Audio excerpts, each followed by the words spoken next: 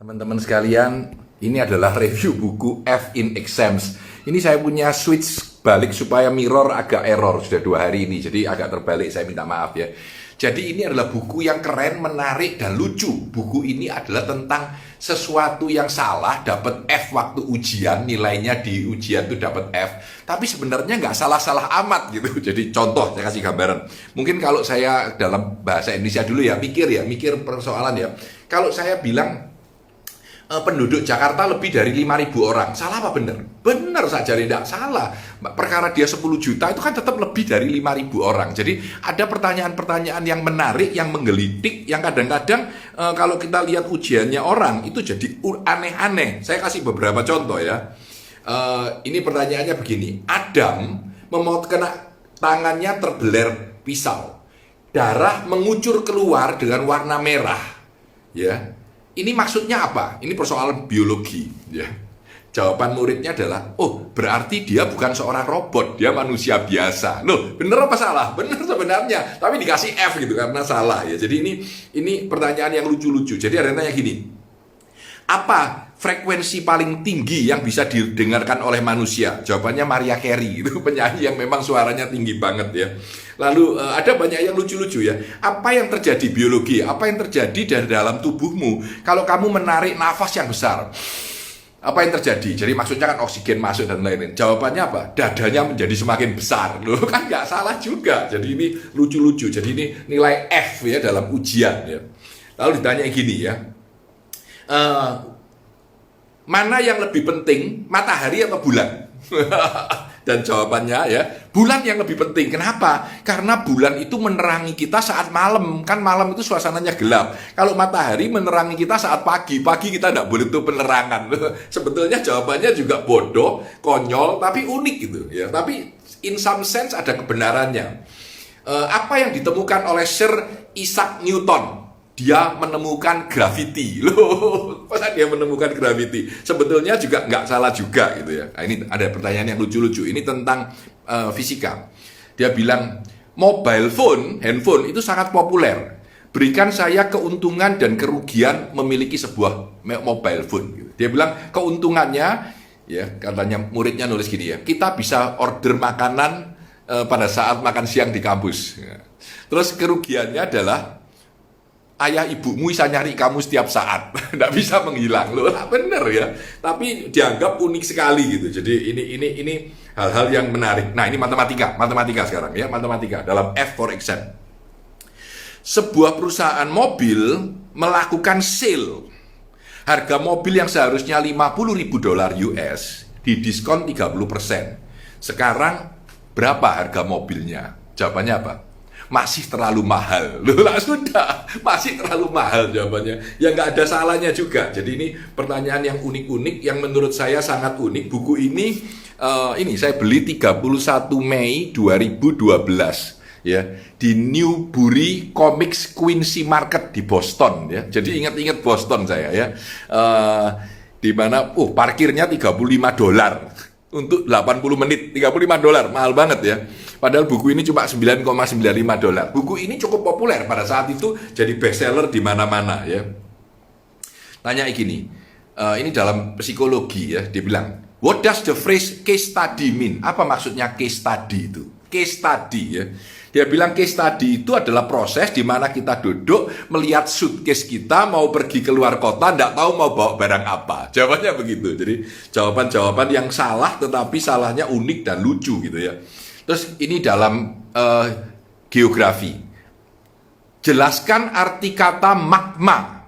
Jawabannya apa? Japanese cartoon. Kartun di Japanese itu magma katanya. Bukan magma sebenarnya ya, mangga, tapi dia pikir magma. Jadi lucu aja ya. Nah ini benar lagi ya. Di mana ditandatanganinya Declaration of Independence? Jawabannya apa? Di bagian bawah. Loh, kan tidak salah juga di bagian bawah. Tidak mungkin di atasnya gitu ya. Lalu pertanyaan berikutnya, mengapa Berlin Wall? Jadi di Jerman tuh ada tembok Berlin. Kenapa kok dibangun? Jawabannya apa? Germany wants to compete with China. Jerman tidak mau kalah sama si Cina gitu. Jadi Berlin Wall dibikin. Jadi pertanyaan yang konyol-konyol ya. Nah ini, apa arti Statue of Liberty? Dia bilang gitu. Nah ini lucu. Dia bilang, jawabannya adalah, a green lady, perempuan berhijau, memegang sebuah glass of wine, dan dia memakai crown, ya. She is the Queen of America. Jawabannya juga semaunya sendiri, ya. Tapi lucu-lucu saja, ya. Ini ada lagi yang lucu. Apa yang dirayakan orang Kristen pada saat Christmas? Nah, ini jawabannya konyol, ya. When Joseph and Mary had a baby called Jesus, they traveled to Bethlehem by plane, and Pontius Pilatus was the pilot. Mau-maunya sendiri. Jadi waktu Joseph dan Mary mempunyai anak Yesus, mau pergi ke Bethlehem, naik plane, yang nyetir pesawatnya Pontius Pilatus. Jadi agak semaunya sendiri, ya. Jadi ini cukup keren, ya. Ini covernya juga cukup keren, lucu-lucu. Nah, beberapa lelucon ini karena dalam bahasa Inggris susah diterjemahkan. Ini akan saya posting di sebelahnya posting ini. Tadi sudah saya foto, belum saya posting. Nanti saya akan posting. Nah, saya ingin cerita ini. Saya punya sebuah story yang menarik. Kalau teman-teman masih mendengarkan saya sampai di sini, Anda akan mendengarkan cerita tentang Niels Bohr, ya. Niels Bohr ini ahli fisika, ya.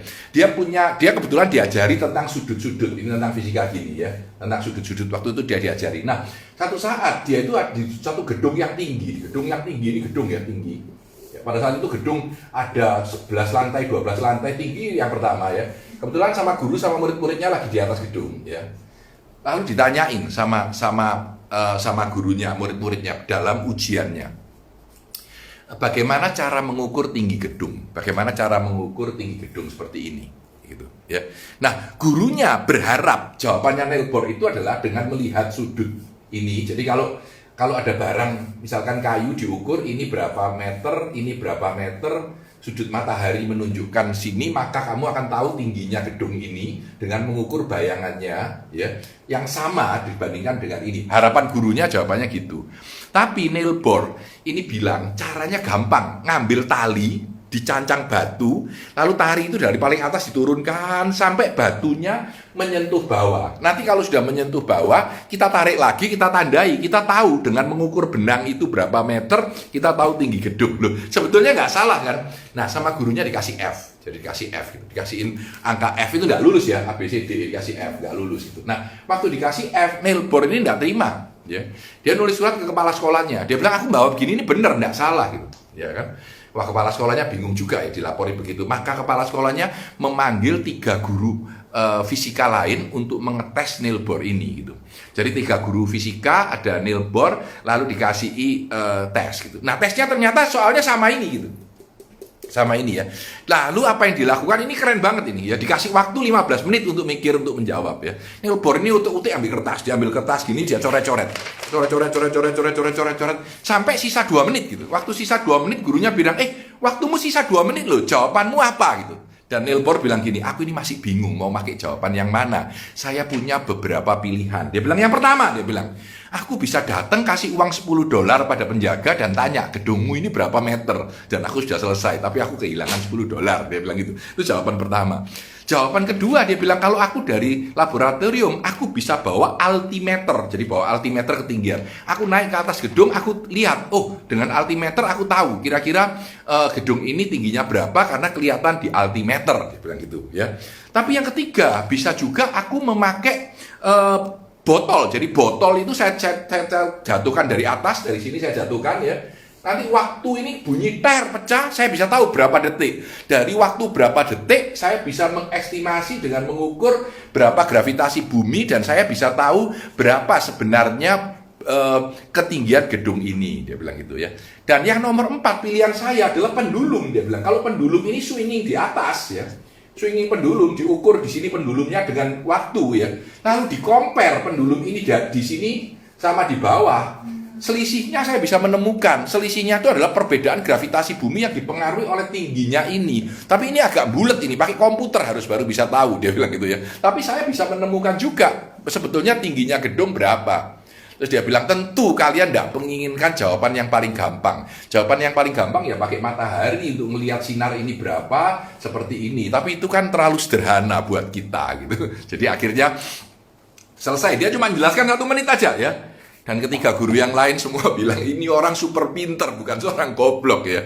Dan akhirnya dia diluluskan. Dan konon Niels Bohr adalah seorang ahli fisika yang memenangkan hadiah Nobel. Keren ya, seorang fisika yang memenangkan hadiah Nobel. Cerita ini melekat di benak saya ya, saya masih ingat. Jadi kadang-kadang kita itu menanyakan ujian, jawaban itu kadang-kadang ngawur ya. Dulu pernah terpikir oleh saya, misalkan buatlah kalimat dengan kata altimeter. Saya bisa bilang, altimeter adalah sesuatu kata yang tidak saya pahami. Loh, salah apa enggak? Enggak salah kan? Itu kalimat kan gitu ya. Tetapi kan enggak salah gitu. Tetapi bukan itu yang diharapkan gitu. Jadi susah sekali di dalam ujian sekarang untuk membuat mana yang benar dan mana yang salah gitu ya. Jadi buku ini sangat populer, namanya F in Exams ya, dapat F dalam ujian, dan kemudian keluar seri kedua, seri ketiganya. Tapi ini yang paling lucu, yang original ya. Cuma beberapa ini originalnya dalam bahasa Inggris, kalau diterjemahkan jadi nggak terlalu lucu. Tapi saya akan posting ini di sebelah buat teman-teman yang mau mendengarkan bisa mendengarkan. Jadi ini ada yang lucu, dia bilang expand. Jadi kan gini kan, ada tulisan gini. Jadi expand 2 X plus Y ya. Ini kalau di-expand kan harusnya 2X plus 2Y, tapi dia bilang expand, jadi jaraknya dijauhkan 2X plus Y. Nah, ini di-expand gitu, kan ngawur tuh. Tapi nggak salah maksudnya dia ya. Ada lagi yang unik, dia bilang gini, ya, ini segitiga. Dia bilang, kalau ini 4 cm, ini 3 cm, ini berapa cm? Ini X ya.